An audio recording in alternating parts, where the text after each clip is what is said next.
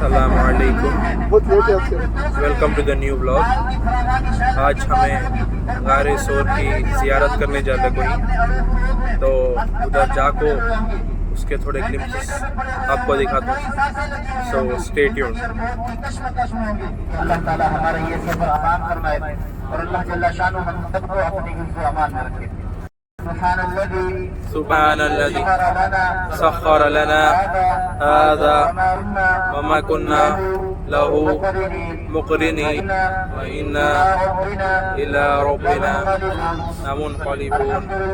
الحمد لله، الله أكبر، الله أكبر، الله أكبر۔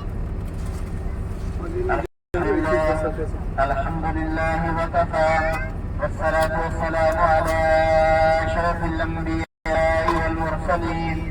وقال الله تعالى في القرآن المجيد والفرقان الحميد: لا أقسم بهذا البلد وأنت حل بهذا البلد، وقال: إن الله وملائكته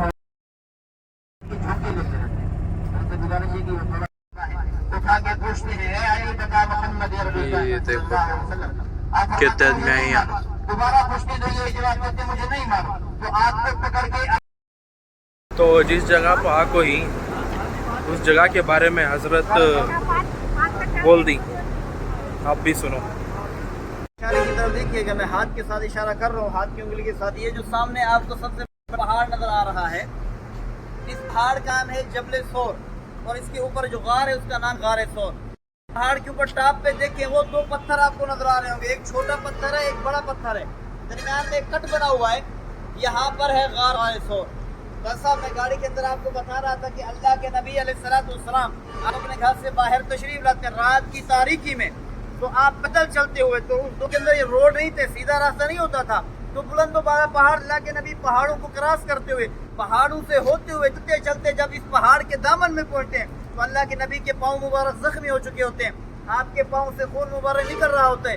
صدیق اکبر آپ کے ساتھ ہیں، تو دیکھ لیتے ہیں، فرماتے ہیں: یا رسول اللہ، مجھ سے یہ آپ کی تکلیف برداشت نہیں، آئیے میرے کاندھوں پہ سوار ہو جائیے، میں آپ کو اپنے کاندھوں پہ اٹھا کے اس پہاڑ کے اوپر لے کر جاتا ہوں۔ بس اب اس پہاڑ کے اوپر چڑھنے کے لیے جو وقت لگتا ہے وہ ہے 2.5 سے 3 گھنٹے کا سفر، بغیر بوجھ کے، بنا بوجھ کے۔ تو صدیق اکبر رضی اللہ تعالیٰ عنہ نبوت والا بوجھ اللہ کے نبی کو کاندھوں پہ اٹھا کے مسلسل اس پہاڑ کے اوپر چلتے رہتے ہیں، آپ تھکتے نہیں ہیں، کسی جگہ بیٹھتے نہیں ہیں، مسکراتے ہوئے خوشی کے ساتھ جب پہاڑ کے اوپر غار کے بالکل قریب پہنچتے ہیں تو فرماتے ہیں: نزل یا رسول اللہ، یا رسول اللہ آپ نیچے تشریف رکھیے، میں غار کے اندر جا کے غار کی صفائی کر کے آتا ہوں۔ تو صدیق اکبر رضی اللہ تعالیٰ عنہ غار کے اندر داخل ہوتے ہیں، اپنا امامہ مبارک، پگڑی مبارک اتار کے غار کی صفائی کرتے ہیں، تو دیکھتے ہیں کہ غار کے اندر چند سوراخ تھے، آپ اپنا امامہ مبارک پھاڑ کے ٹکڑے کر کے سوراخوں کو بند کر دیتے ہیں، چند سوراخ باقی بچ جاتے ہیں، تو آپ اپنا کتا بھی اتارتے ہیں، اسے بھی پھاڑ کے ٹکڑے کر کے سوراخ کو بند دیتے ہیں، ایک سوراخ پھر بھی باقی بچ جاتا ہے، تو فرماتے ہیں: یا رسول اللہ، ان تشریف لے آئیے، آپ کے آرام کرنے کی جگہ بن چکی ہے، آپ کے سکون کرنے کی جگہ بن چکی ہے۔ تو اللہ کے نبی غار کے اندر تشریف لے کر جاتے ہیں، اور صدیق اکبر رضی اللہ تعالیٰ عنہ کی گود میں اپنا سر مبارک رکھتے ہیں، آپ کو نیند آ جاتی ہے، آنکھ مبارک لگ جاتی ہے، بس اب جو ایک سوراخ باقی بچا تھا، صدیق اکبر رضی اللہ تعالیٰ نے اس سوراخ کو اپنے پاؤں کی ایڑی سے بند کر دیا تاکہ کوئی ایسی چیز اندر داخل نہ ہو جو اللہ کے نبی کے آرام میں آ کے خلل ڈالے، آپ بے سکونی محسوس کریں، آپ تکلیف محسوس کریں۔ تو صدیق نے پاؤں کی ایڑی سے سوراخ کو بند کر دیا۔ بس اب تھوڑی ہی دیر کے بعد ایک سانپ آتا ہے جس نے سیدنا موسیٰ علیہ السلام کی طرف سے 600 سال پہلے سن رکھا تھا کہ تمام نبیوں کے نبی، وجہ کائنات، امام الانبیاء، خاتم النبیین، جب ہجرت کا سفر شروع کریں گے اس غار میں آ کر قیام فرمائیں گے، تو سانپ اسی دن سے ہر دن ہر رات آتا، کبھی تو اللہ نبی کا دیدار ہو جائے گا۔ تو آخرکار وہ دن آ جاتا ہے جب اللہ کے نبی غار کے اندر قیام فرما دیں تو آپ دیکھتے ہیں کہ اسے اندر جانے کا راستہ نہیں مل رہا، دیدار نبوت کو اسے ٹائم نہیں مل رہا، موقع نہیں مل رہا، تو وہ صدیق کے پاؤں پر ڈسنا شروع کر دیتا ہے۔ ایک مرتبہ ڈستا ہے، صدیق اکبر اپنا پاؤں نہیں ہٹاتے، دوسری مرتبہ، تیسری مرتبہ، مسلسل وہ سانپ ڈستا رہتا ہے کہ صدیق اپنا پاؤں ہٹائیں گے تو میں اللہ کے نبی کا دیدار کر لوں گا، پر صدیق اکبر اپنا پاؤں نہیں ہٹاتے، تو صدیق کی آنکھوں سے چند جیسے اشکبار گرتے ہیں، درد کی کیفیت کی وجہ سے پھر بھی اپنا پاؤں نہیں ہٹاتے، تو صدیق کی آنکھوں سے جیسے اشکبار محبوب کے چہرے انور پہ گرتے ہیں، آپ کی آنکھ کھلتی ہے، پوچھتے ہیں: صدیق کیوں رو رہے ہو؟ اس بات کا ڈر ہے कुफार का डर है या बीवी बच्चों को छुड़ाने का गम है? फरमाते हैं या रसूलुल्लाह, ना मुझे कुफार का डर है ना बीवी बच्चों को छुड़ाने का गम है। या रसूलुल्लाह, मुझे किसी जहरीली चीज ने काटे, इसकी तकलीफ इतनी बढ़ गई है कि मुझसे बर्दाश्त नहीं हुआ और मेरी आंखों से आंसू जारी हो गए। तो अल्लाह के नबी फरमाते हैं, ए सिद्दीक अपना पाँव हटाओ। तो सिद्दीक अकबर रज़ी अल्लाह तआला अपना पाँव हटाते हैं तो अल्लाह के नबी सिद्दीक के पाँव पर अपना लुआब दहन यानी थूक मुबारक लगाते हैं। तो सिद्दीक अकबर बिल्कुल शिफा याब जाते हैं, जैसे कि कुछ हुआ ही, कुछ तकलीफ पहुंची ही नहीं। बस अब कुछ वक्त गुजरता है, वो जो अबू जहल ने अल्लाह के नबी पर इनाम रखा था, कितना इनाम रखा था?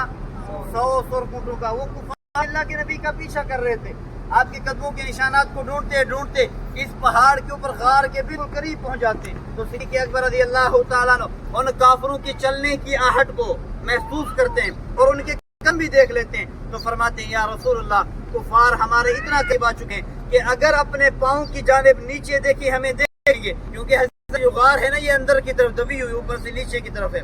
या रसूलुल्लाह, कुफार हमारे करीब आ गए हैं, अगर वो अपने पैरों की जानिब देखें तो हमें देख लेंगे। तो अल्लाह के नबी क्या फरमाते हैं, ए अबू बकर ला तहज़न इन्नल्लाह माना, ए अबू बकर गम न खा, यकीनन अल्लाह हमारे साथ है। तो उसी वक्त अल्लाह की तरफ से हुक्म आता है, एक अनकबूत एक मकड़ी आती है और आके गार के दरवाजे जाला बना देती है और एक कबूतरी आके फौरन अंडे उतार देती है। और जब कुफार ये देखते हैं कि गार के दरवाजे पे जाला बना हुआ है, कबूतर के अंडे भी पड़े हुए हैं, तो आपस में एक दूसरे से कहते हैं ये इतना कमजोर जाला है, पुराना जाला है, आदमी के गुजरने से जो हवा का झोंका लगे ये उससे भी टूट जाए। अल्लाह के नबी इस गार में नहीं है, अगर आते सबसे पहले जाला टूटता फिर कबूतर के अंडे टूटते। चलो हम वापस चलते हैं। बस अब अल्लाह जल्ला शानु इमामुल अंबिया जनाब मोहम्मद रसूलुल्लाह सल्लल्लाहु अलैहि वसल्लम की गार के अंदर इस कदर हिफाजत फरमा रहा था। तो ये वो बाबरकत पहाड़ है जहाँ पे अल्लाह के महबूब ने हिजरत की कमो पेश 3 दिन और 3 रातें क़याम फरमाया था। तो अल्लाह जल्ला शानु से दुआ करते हैं कि अल्लाह जल्ला शानु हम सब का यहाँ पर आना अपनी बारगाह में कबूल फरमाए और हमारी तमाम तर लग़्ज़िशों को, कोताहियों को अल्लाह दरगुजर फरमाए। और हमने जो भी इबादत की है, यकीनन टूटी फूटी हमने इबादत की, इबादत करने का हमें तरीका नहीं आता, तो अल्लाह ताला हमारी उस टूटी फूटी इबादत को अपनी बारगाह में कबूल फरमाए। दुआ करिए।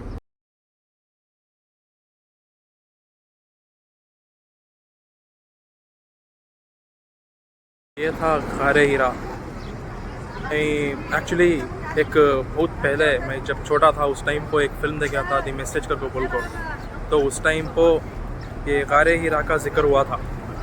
तो उस टाइम से मैं ये देखना चाहता था कि वो कैसा है करके बोल। एक्चुअली हमें गारे हीरा चढ़ना तो चाहते थे, लेकिन सिर्फ ज़ियारत करके बोल को थे तो उधर चढ़ने का मौका तो नहीं मिला। इंशाल्लाह कभी और मौका मिला तो इंशाल्लाह होता सकती हैं। और भी बहुत सारे ग्रुप्स में ऐसा आती हैं साथ में। आ रही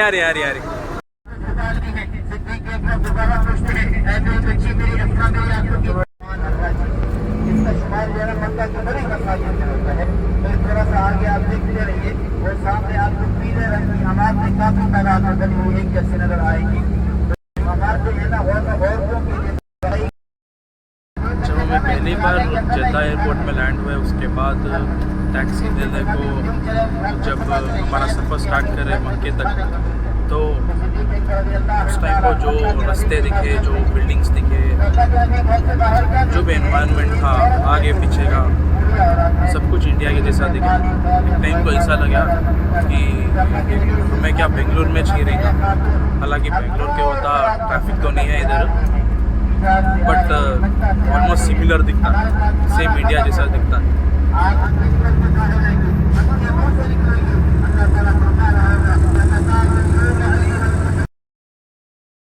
हिफाजत है तो जब हज होता ना सब भी इधर ही करते आती हैं और देख सकती हमें अब्बा को ही मुज़दलिफ़ा।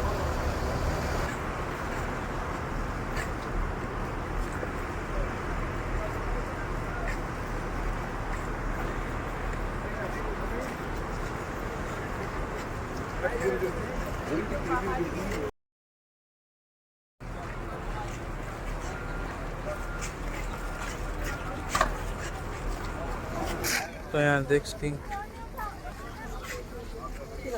बच्चे लोग के लिए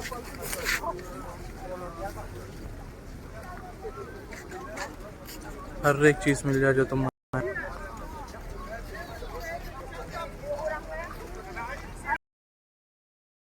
तो मुज़दलिफ़ा का मैदान का क्या कहते हो इसे हशर कहते हैं बोलती सो तो हशर का मतलब तो तुमने सभी मालूम ही रहेगा कि क्या कर को हमें सभी मरने के बाद जो फाइनल डे है जब सबका फैसला होता है सबका हिसाब होता है तो हमें आको इधर ही जमते ही सो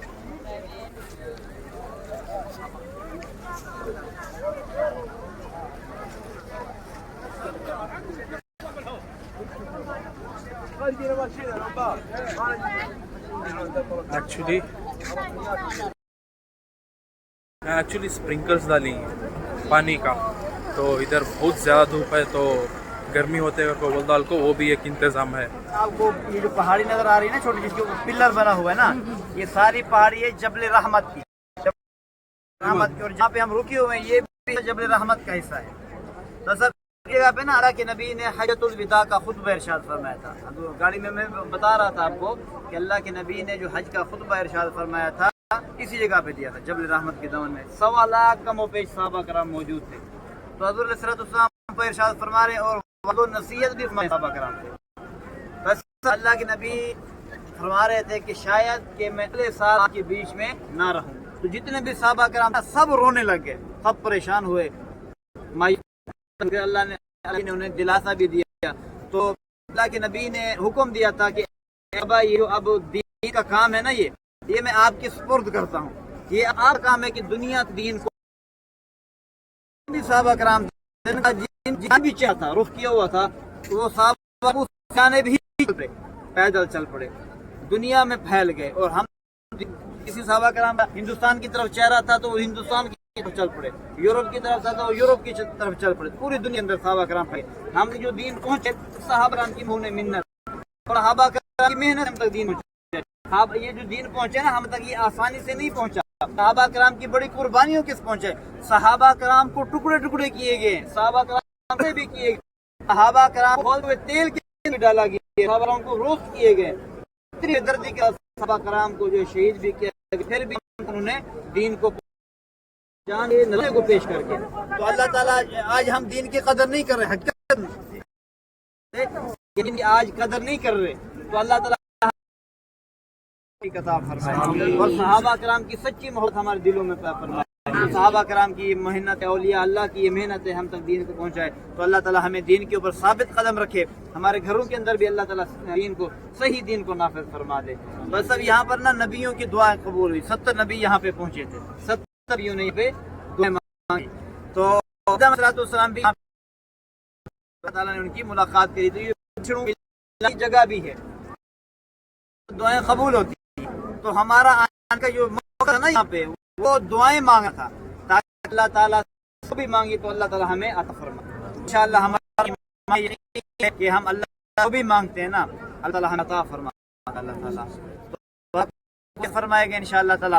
आप सिद्ध के दिल मांगे ना आपके दिल से जो निकलेगी दुआ निकलेगी वो दर्द रखे तो अल्लाह के लिए फरमान है कि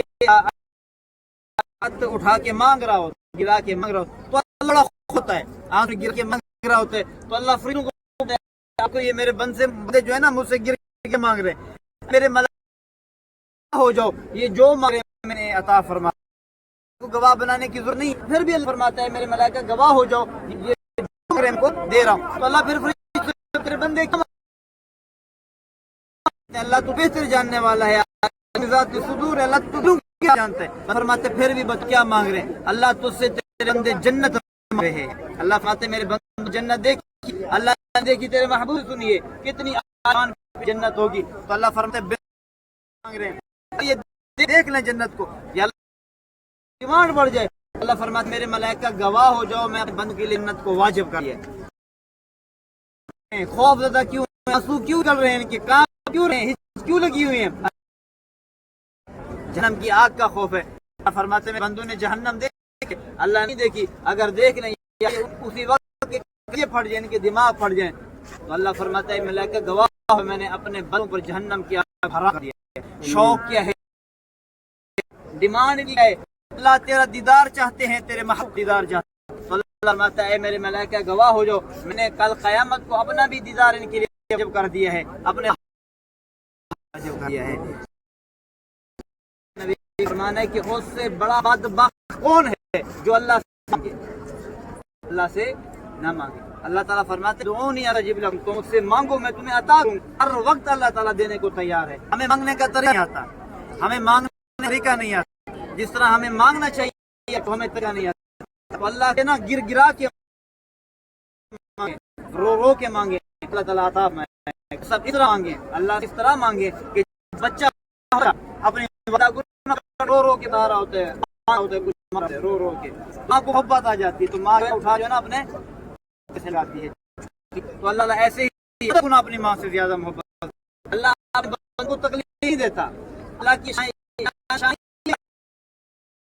تو یہ ہمارے گناہ ہیں جو ہمارے اوپر کوئی اللہ بالکل کرنا چاہتا ہے قریب آئیں. تکلیف اللہ جو دیتا ہے نا تو بندے جو ہے مانگے ان کو عطا کروں، ان کو دینے کھول دوں، ان کی آسانیاں پیدا فرما دوں. یہاں دعائیں مانگنی ہے اللہ تعالیٰ سے. تو میرا تو ایمان ہے کہ اللہ جو ہے ہر وقت اللہ قبول فرمانے والا ہے، اللہ عطا فرمانے والا ہے. اللہ عطا فرمانے دعا کرنے کے بعد انفرادی دعا